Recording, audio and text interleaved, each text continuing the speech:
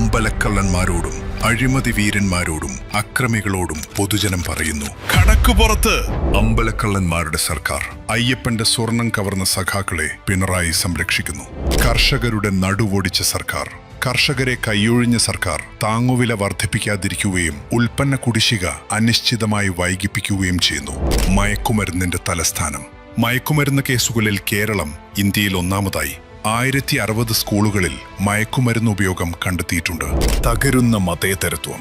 വർഗീയ വിഷം ചീറ്റുന്നവരെ കൂട്ടുപിടിച്ച് കേരളത്തിന്റെ മതേതരത്വത്തെ പിണറായി തകർക്കുന്നു. വർഗീയ ചേരുതിരിവ് സൃഷ്ടിച്ച് നാടിനെ വിഭജിക്കാൻ LDF ശ്രമിക്കുന്നു. പൊതുജനാരോഗ്യം വെന്റിലേറ്ററിൽ. കേരളത്തിന്റെ അഭിമാനമായിരുന്ന പൊതുജനാരോഗ്യ സംവിധാനം പിണറായി സർക്കാർ ഭരണത്തിൽ വെന്റിലേറ്ററിലായി. തൊഴിൽ കിട്ടാത്ത യുവജനങ്ങൾ. വാഗ്ദാനം ചെയ്ത 40 ലക്ഷം തൊഴിലവസരങ്ങൾ പാഴ്വാക്കായി. ഉന്നത വിദ്യാഭ്യാസ മേഖല തകർന്നു. യുവജനങ്ങൾ നാടുവിടുന്നു. കേരളം ഉടൻ തന്നെ ഒരു വൃദ്ധസദനമായി മാറും. കടത്തിൽ മുങ്ങിയ കേരളം. കേരളം 6 ലക്ഷം കോടി രൂപയുടെ കടക്കണിയിൽ.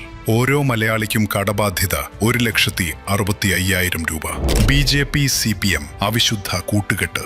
കേന്ദ്ര ഏജൻസികളുടെ അന്വേഷണങ്ങളിൽ നിന്ന് രക്ഷപ്പെടാനും അഴിമതികൾ മറയ്ക്കാനും മോദിയുമായി പിണറായി വിജയൻ അവിശുദ്ധ ബന്ധം സ്ഥാപിക്കുന്നു. വന്യജീവി ആക്രമണങ്ങൾ.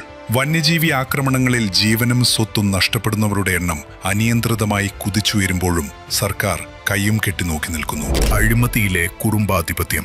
സ്വന്തം കുടുംബത്തിന്റെ നേട്ടത്തിനായി CMRL അഴിമതി. കരുവന്നൂർ K-ഫോൺ.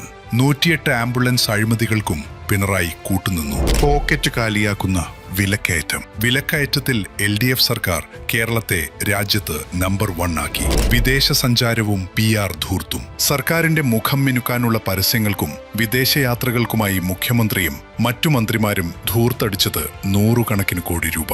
LDF സർക്കാരിനെതിരായ പരാതികൾ രേഖപ്പെടുത്താൻ വിളിക്കൂ 902600 കൂടുതൽ അറിയാൻ www.kadakuppurathu.com സന്ദർശിക്കൂ.